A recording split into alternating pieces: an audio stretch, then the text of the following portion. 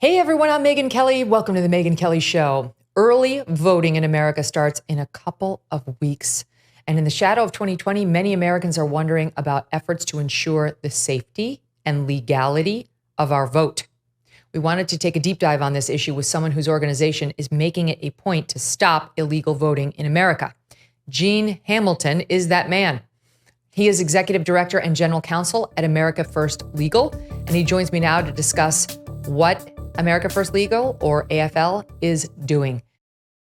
Don't miss a moment. Subscribe to this show on YouTube and follow me on Insta, Facebook, and X. Some Americans really enjoy using their credit cards because it can be a hassle-free way to pay, and not to mention it's secure.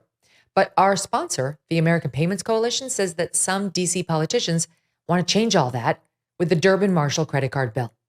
They say the bill lets corporate megastores pick how your credit card is processed, allowing them to use untested payment networks that jeopardize your data security and rewards. They say corporate megastores will make more money and you'll wind up paying the price. Find out more info at guardyourcard.com and consider telling Congress to guard your card while you're there, too. Gene, welcome to the show. Megyn, thanks for having me. Okay, so just outline the problem for me first, as you were looking at it before you decided to tackle it.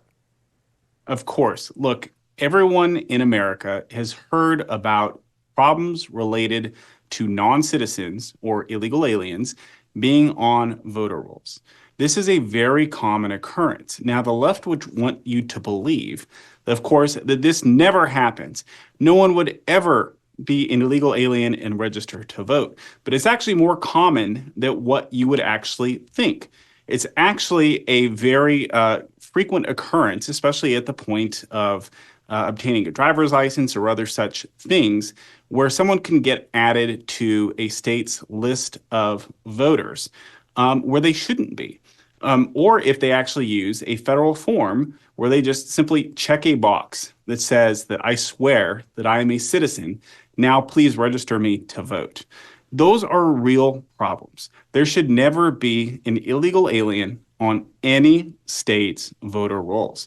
Now, look, there are a number of states who have been doing some things for a number of years that are kind of very basic and that are helpful and that are good, but they don't go far enough. So what we have done at America First Legal is identify a plan that every state across America can use, steps that they can take to remove illegal aliens from their list of voters using data and information that they're entitled to receive from the Department of Homeland Security. All right, stand by.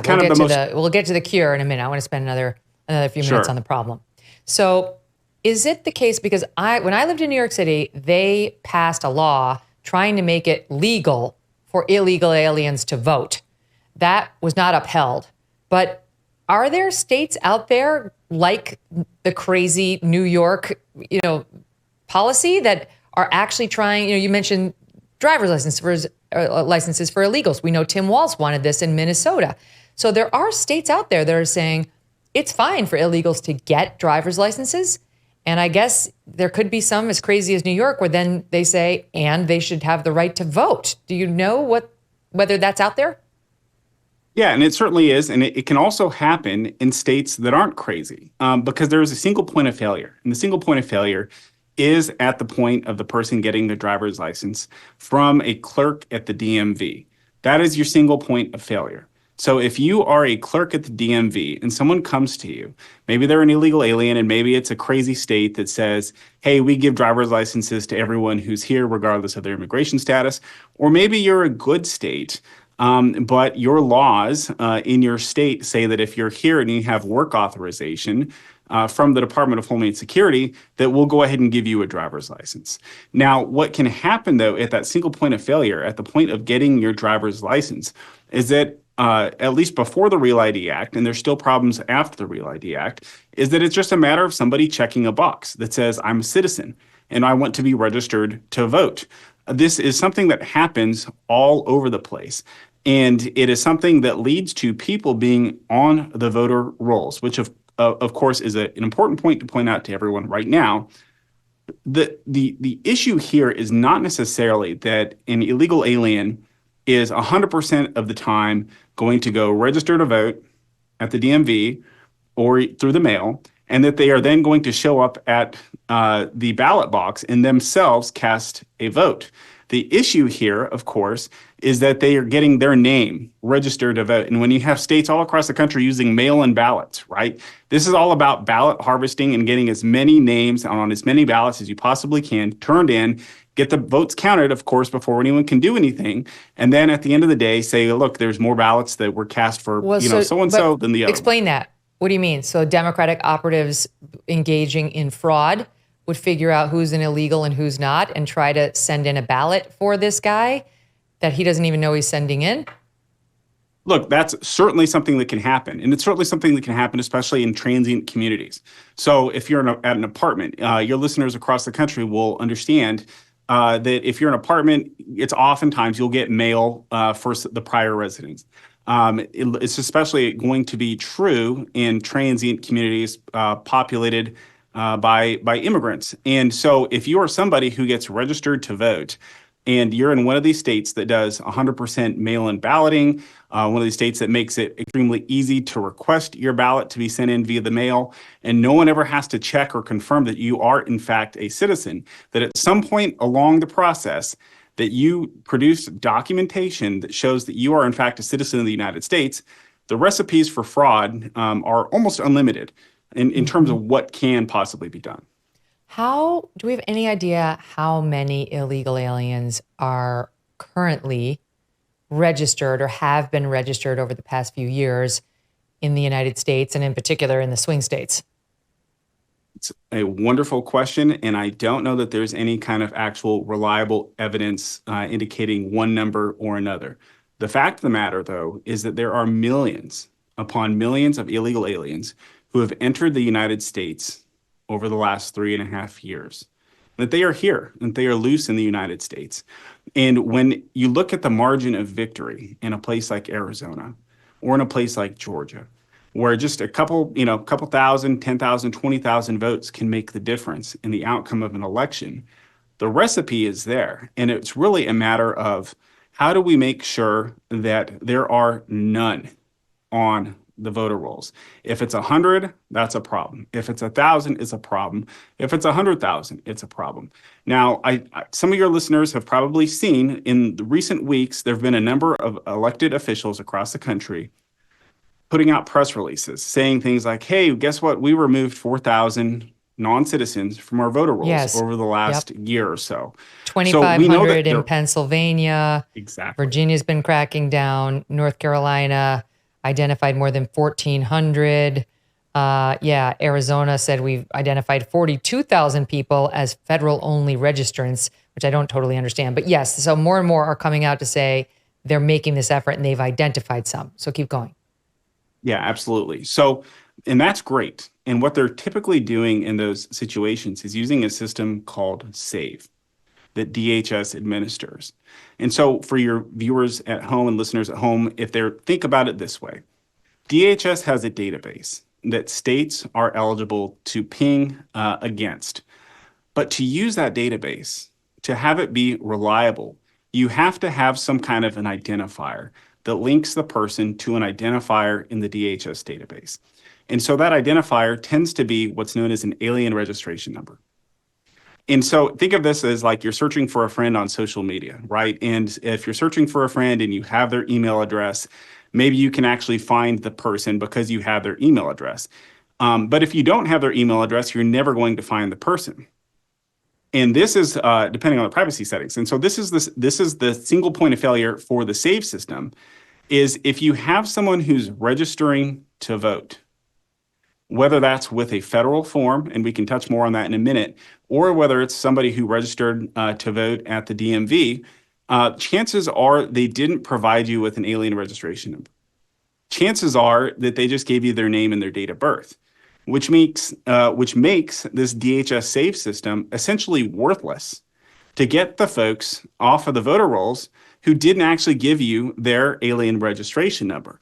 So when you see a press release from someone saying, hey, we removed 4,000 people from our voter rolls using the DHS Save system, well, that's fabulous and that's great. Now, just imagine how many more you can do if you could instead search by things like a name and a date of birth. Okay, so you're saying there's a lot more on that federal registry who would be illegal. We don't have the technology right now to capture them, and so they will remain on the voter registration rolls as illegal aliens. The system is flawed. Well, yes and no. So the system that DHS built for the states to use, called Save, is flawed, and it has that issue. But here's the great thing, and here's the fun thing for all of the states across the country, and it's actually part of a plan that we laid out for all of the states across the country to use, which is there's a law in the books, in the Immigration and Nationality Act at 8 U.S.C. 1373. And it says that a state or local government can get information from the Department of Homeland Security to verify or ascertain the citizenship status of any individual in their jurisdiction for any purpose authorized under law. And that DHS has to provide that information to the state or the locality. And so what DHS is doing is that they've been telling the states and the local governments, hey, you have to use this SAVE database and you have to use this alien registration number as the query. Oh, and by the way, DHS charges the states and localities to use it. But there is a separate provision of law that nobody was using up until recently that says that actually the states are entitled to receive this information as a matter of law. And it's about any individual, and it's to ascertain or to verify their citizenship or immigration status for any purpose authorized under law. And so any purpose authorized under law certainly has to include ensuring that there are eligible voters on your voter rolls and there's not any illegal aliens or, for example, permanent residents or anyone else who's not entitled to vote on the voter rolls. And so the states have the ability to ask DHS to give them the information that they need about anyone that they have any question about on their voter rolls. They just need the will to do it. But here's my question on that. So they need the will to do it.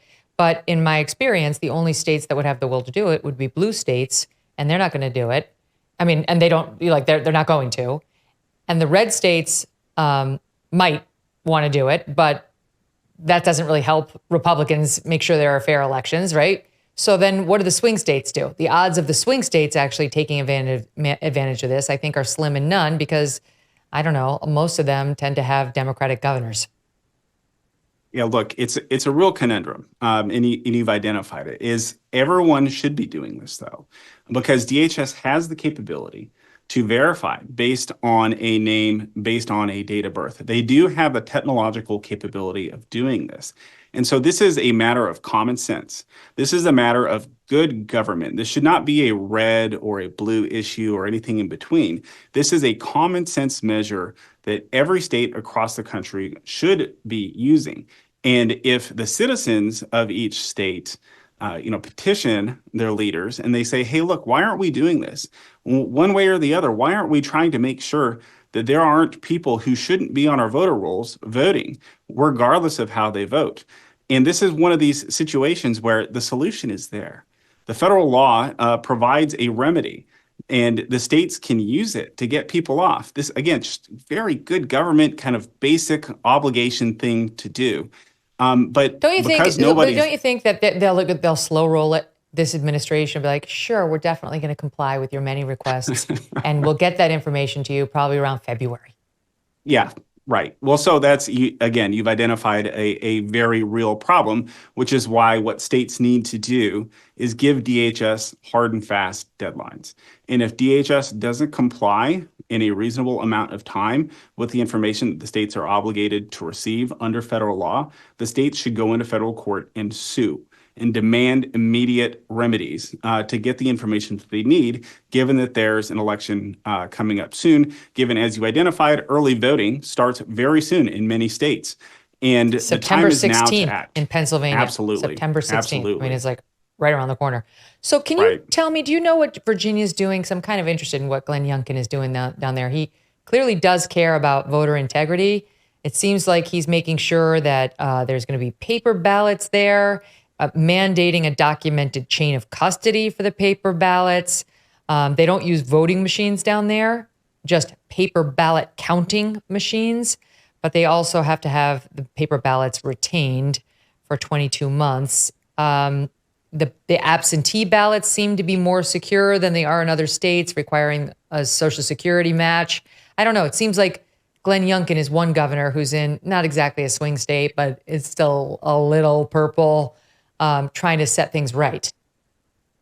Yeah, it certainly seems that way, and his efforts should be commended. Every governor across the country should be doing more, and they should be doing as much as they possibly can do to do things that are just common sense. I mean, look, for the viewers and listeners at home, if your elected officials are not doing things that would be common sense measures that you would think that maybe even like the bank would require for you to be able to go take money out of your account, verifying your identity, ensuring that there's proper paper trails, doing all those types of good governance measures.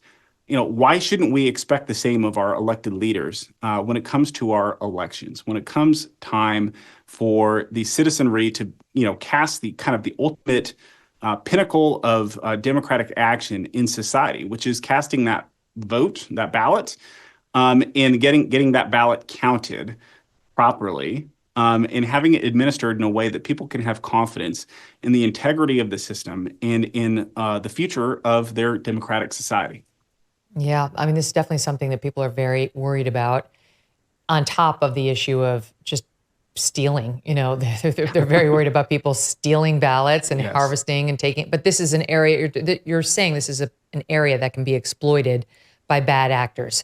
That's one of the many reasons. It could be the illegal alien, or it could be somebody who's taking advantage of the fact that there is an illegal alien who's registered, who might not know he's getting a ballot by mail, and Bob's your uncle. Boom. I mean, Biden won Georgia by 11,000 votes. That's just one state. Right. So every vote counts, as we know. Gene, thank you. Thanks for all the great work you guys do at America First Legal. Love all of it. Thanks very much for having me on. Really appreciate it. All the best. And thanks to all of you for joining us today for this special deep dive into the problem of how to solve the illegal aliens voting in our elections. Back later today. Grand Canyon University. It's a private Christian university in Phoenix, Arizona. They believe we're endowed by our Creator with certain unalienable rights to life, liberty, and the pursuit of happiness. GCU wants to help you honor your career calling so you can impact your family, friends, and community. Change the world for good by putting others before yourself. Whether that involves a bachelor's, master's, or doctoral degree, GCU's online, on-campus, and hybrid learning environments are designed to help you achieve your unique academic, personal, and professional goals. The pursuit to serve others is yours. Let it flourish. Find your purpose at Grand Canyon University, private, Christian, affordable. Visit gcu.edu, gcu.edu.